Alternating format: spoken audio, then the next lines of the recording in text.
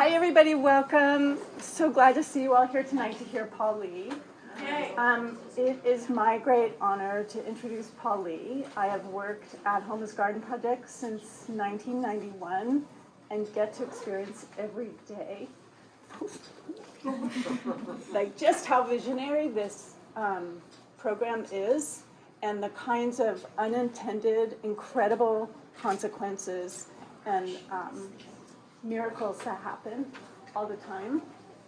We owe our existence to Paul Lee, our visionary founder, an acclaimed author, activist, playwright, and educator.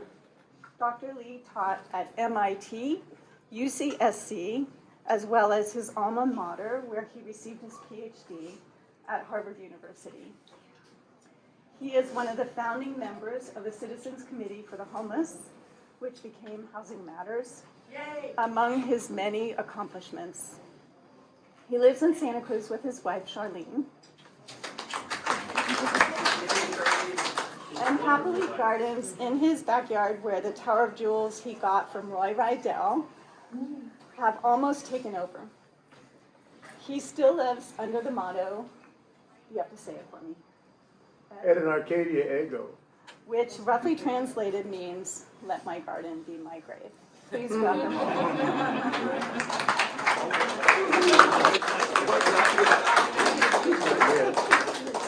That's one of my favorite lines for Waiting for God Old. We give birth astride a grave.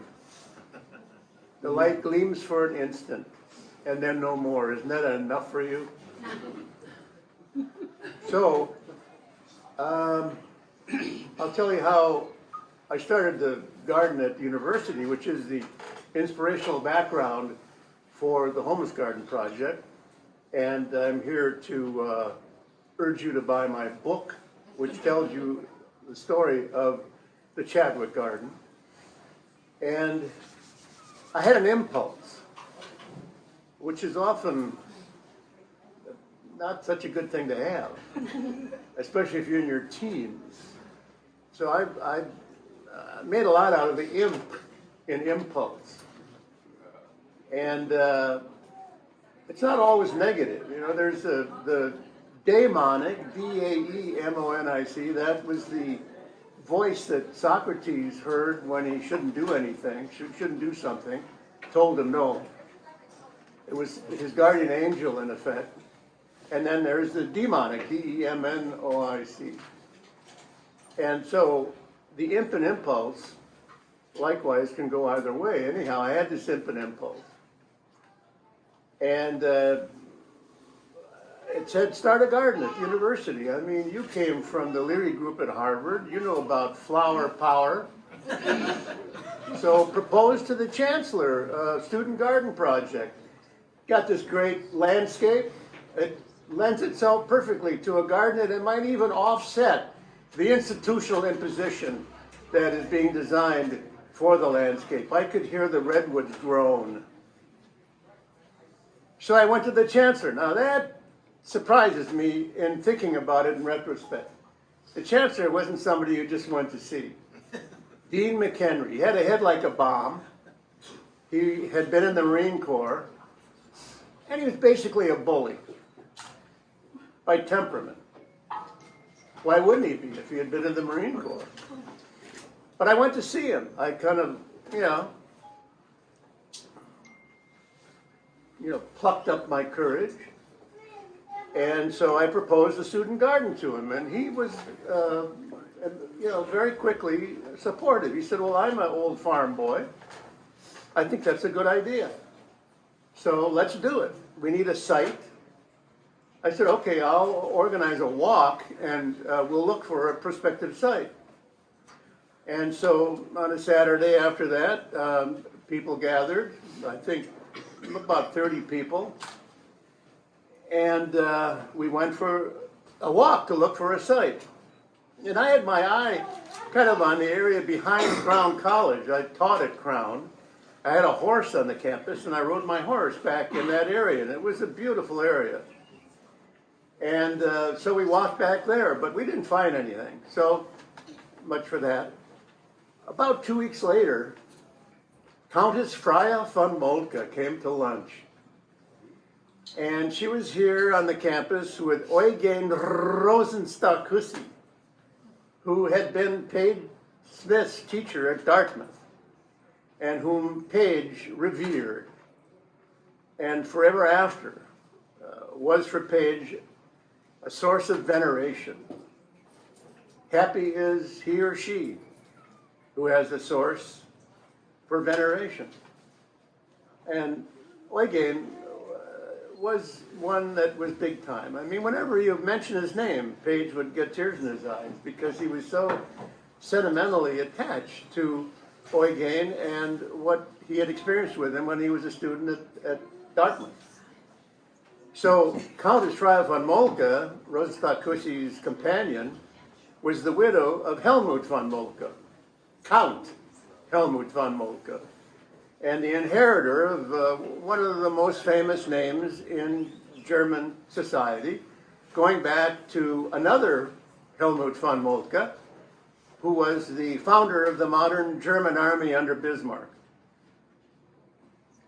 And our Helmut had inherited his estate called Kreisau. And he developed a resistance group against Hitler called the Kreisau Circle. And they gathered to talk about the future of Germany after Hitler because they knew that Hitler was going to self-destruct. And for that, when it was finally found out, Helmut was hanged on a hook with a piano wire for talking about the future of Germany. And so his widow, Freya, was really one of the most remarkable women I've ever met and a huge inspiration. I've written a play inspired by her, which is on my website, called The Lullaby for Wittgenstein. And so she said, I heard you did a walk with the chancellor looking for a garden site. And I said, yes, I did, Countess. And she said, well, I have a friend coming to visit me, and he is a professional gardener, and he'll do your garden for you. I said, okay, Countess. And his name is Alan Chadwick. So about a week later, Chadwick arrived, and I met him at the fountain at Cowell College, and we shook hands, and I was impressed by the way he looked. He had a balletic, ballet dancer kind of demeanor. He was very attuned to movement. He had had a life on the professional British stage before he went into gardening. And terrific elocution and huge hands. I thought, yeah, those are hands of a gardener. And I said, will you do our garden for us? And he said, yes, I will. I said, okay. So I said, one thing you should know. The garden will probably be a refuge for students coming off of drugs. And they will use it as a therapy station to put themselves back together again. And I remember Chadwick looked at me like I had just begun speaking Chinese or whatever. I mean, he didn't get it at all. But it turned out to be true. That's exactly how the garden functioned for a number of students. And in fact, it was an anticipation of the homeless garden, which in a completely fulfilled way is a therapy station for people who want to put their lives back together again. So what I love about this story is that Chadwick went out and bought his own spade with his own money. And he went up and picked out the slope below Merrill, and he started to dig. He didn't talk to me about where he should do it, whatever. He just did it on his own. And I remember driving up to class and catching him out of the corner of my eye, and there he was digging. And I said, wow, okay, it started, let's go. And it was like that from then on. Namely, he never really wanted anything. He only gave. He gave himself. I'm fond of saying he worked something like 18 hours a day, 7 days a week without stop, until I finally said, hey, you know, why don't we take a weekend off and go to Tassajara? And so we did, and that was about 1.5 years later. He practiced what I call an economy of gift, where everything in the garden was given away. There was a kiosk across the street from the garden where we would go up at sunrise and pick flowers and put the flowers in the kiosk for people to pick up on their way to their offices. And students would come and get flowers for their rooms. And no money was ever asked for. And what I learned from Chadwick was that this economy of gift generated more the more we gave away, which I call the principle of plenitude, that was symbolized by too much zucchini. I mean, there's the best example. There's, yeah, okay. So that was Chadwick, and he just stuck by it. And it was one of his most splendid expressions. So there was a particular occasion which prompted me to begin to wonder why organic had to be rediscovered. What had happened to organic? That Chadwick, of all people, had to reestablish it in the garden at the university. Where had organic gone? What? There was no organic restaurants, there was no organic grocery stores or supermarkets or, you know, an area called organic. The word organic was not in public terminology at all. And so I thought, well, what happened that had to be the case, and now Chadwick is supplying the answer to what has become a vacuum. And so I'm at dinner at a colleague's home, Paul Kaship, who was a fellow philosopher, and we're about to go into dinner, and another colleague from Crown, Stanley Williamson,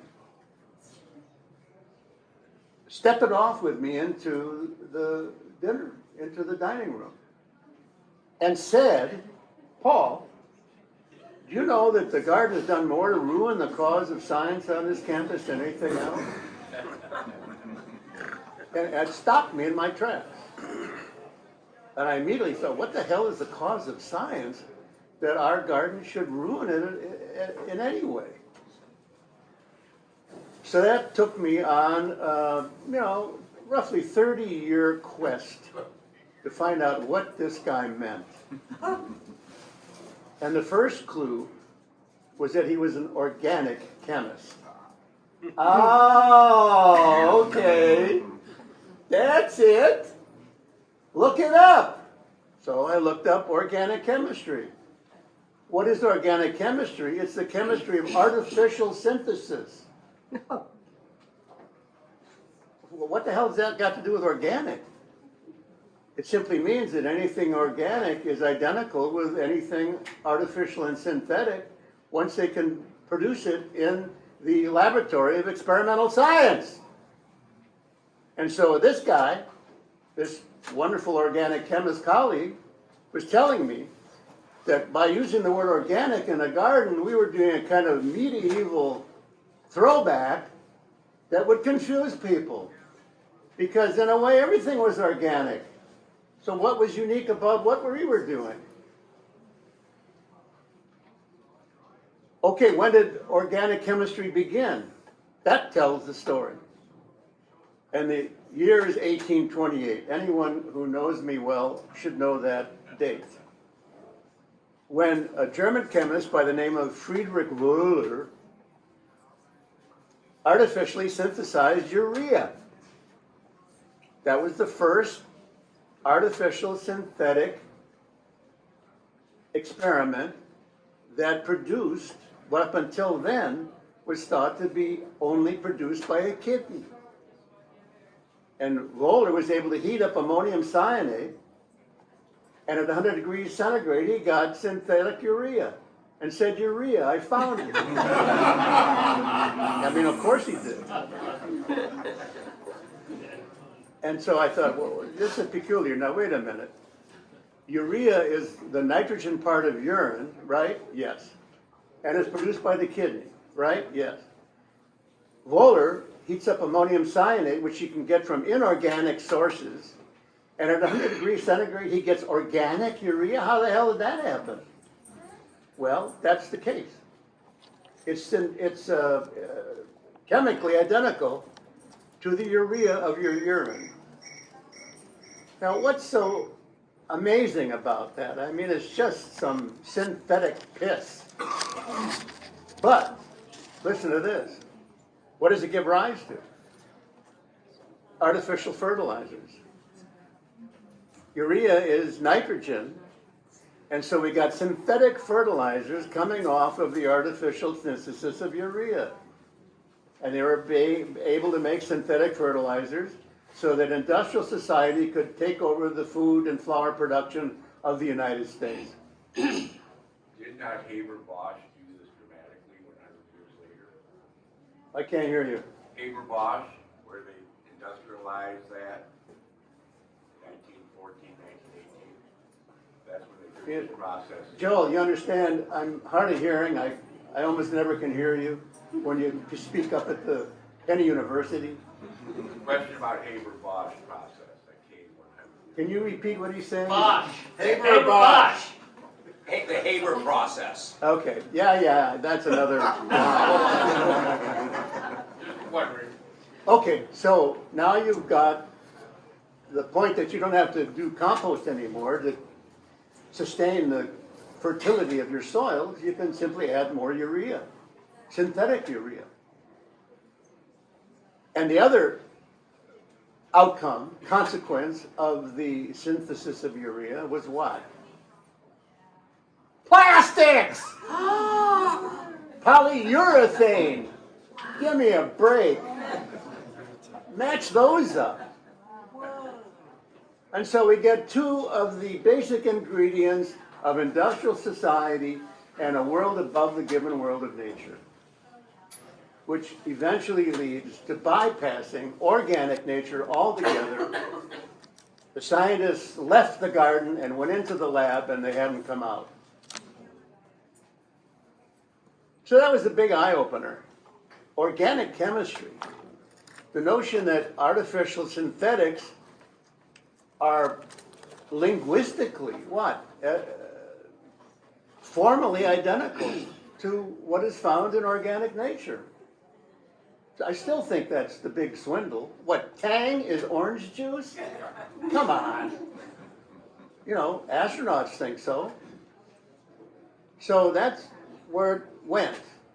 And so I wanted to go back further into the history of science to try to pick up the thread that led to the synthesis of urea. And it took me back to Galileo. And he's the big fall guy for my narrative. Now, we know Galileo proposed or pioneered, championed the Copernicus theory. And for that, the Vatican silenced him and put him under house arrest. Well, they should have burned him. They burned Bruno for less than Galileo. Galileo is the big hero of Western science because they put him under house arrest and silenced him. Bertolt Brecht wrote a play regarding Galileo, and he's thought to be the martyr of science. Well, let me tell you, it's only recently, I think in the last decades, that a researcher found documents in the Vatican where a number of Jesuits found out that Galileo had become an atomist and a materialist accordingly. Now get this story. Atomism goes back to Democritus, a pre-Socratic philosopher in ancient Greece. And at the time of Galileo, there's a Latin translation that extols the atomism of Democritus by Lucretius. And it's called De Rerum Natura, the nature of things.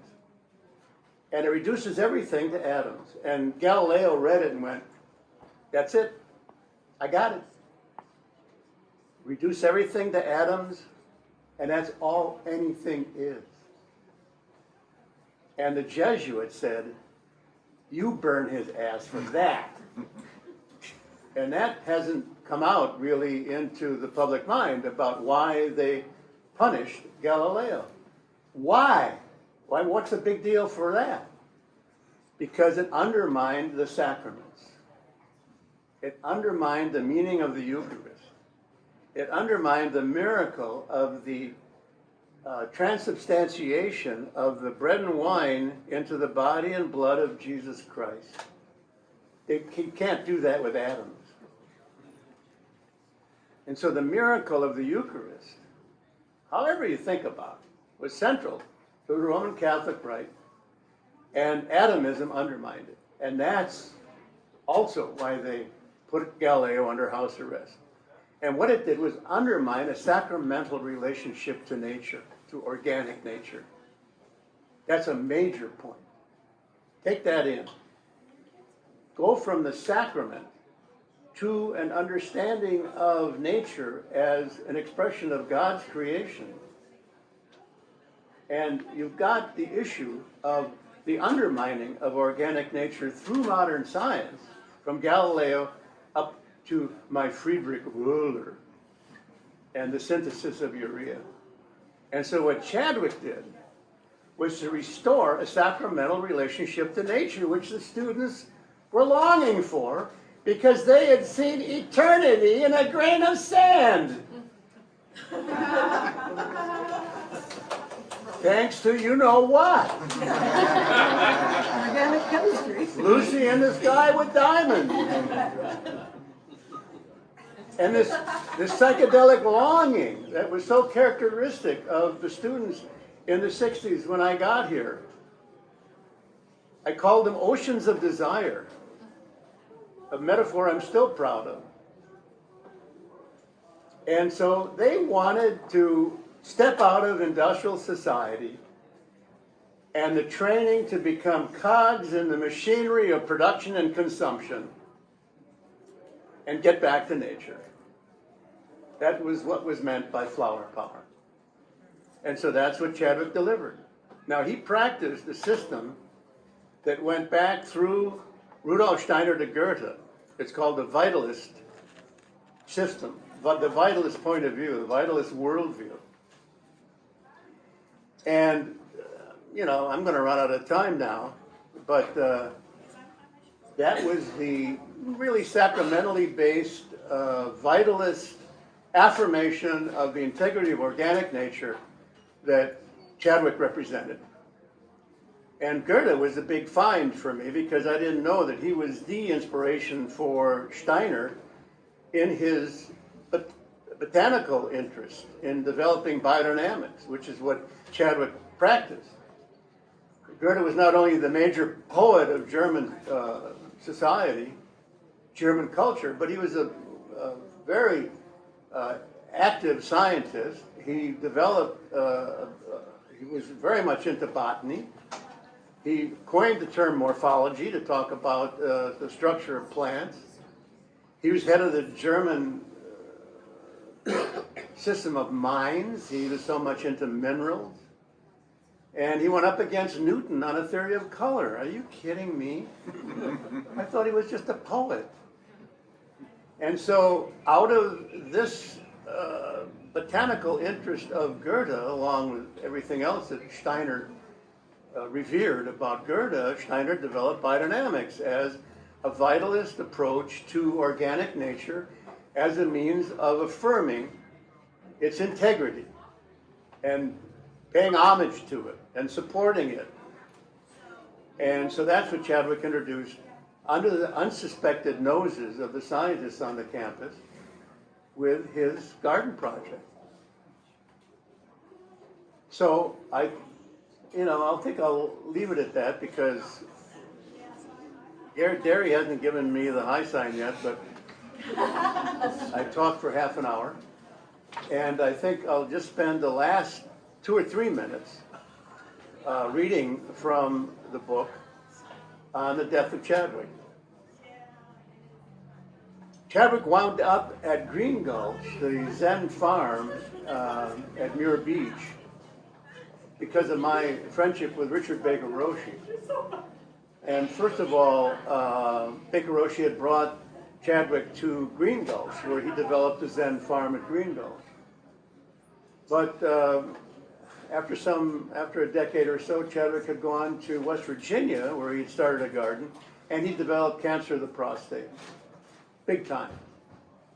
And so I realized how ill Alan was, and I asked Baker to take him back to Green Gulch, where they had a kind of a hospice to care for him, and they did. And I still remember, Chadwick is on his deathbed, he's dying, and he gave talks from his deathbed. And I still remember Jerry Brown, when he was governor, standing at the doorway of Chadwick's room, waiting to be called in, his hat in his hand, to listen to Chadwick give a little talk. And he did that a number of times, as did Alice Waters of Chez Panisse.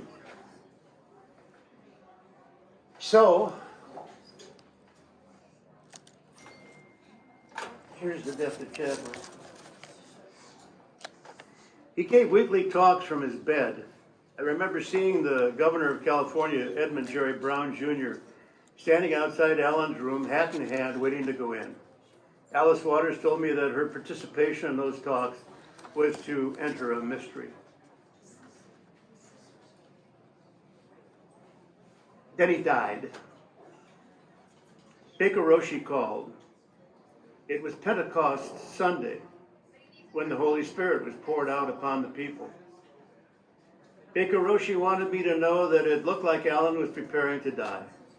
He said Alan had put a bouquet of flowers next to his bed, had hung up a depiction of the Pietà by Raphael, and next to it, Shakespeare's 15th sonnet. When I consider everything that grows. And was just then kneeling in prayer next to the bed. Wait, Baker Roshi said, and he left the phone. A moment later, he returned and said Alan had fallen over and was dead.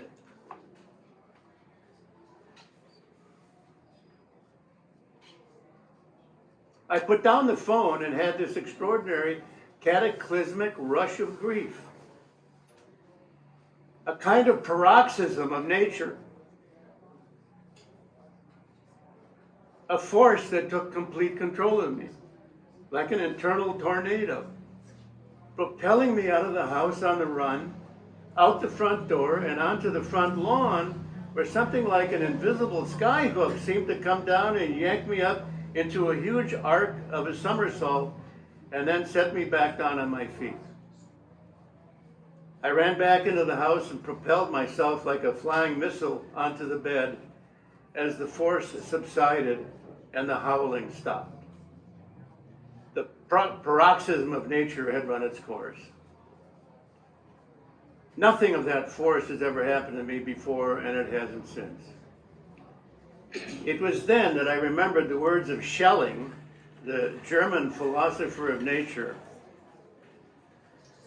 Nature, too, mourns for a lost good.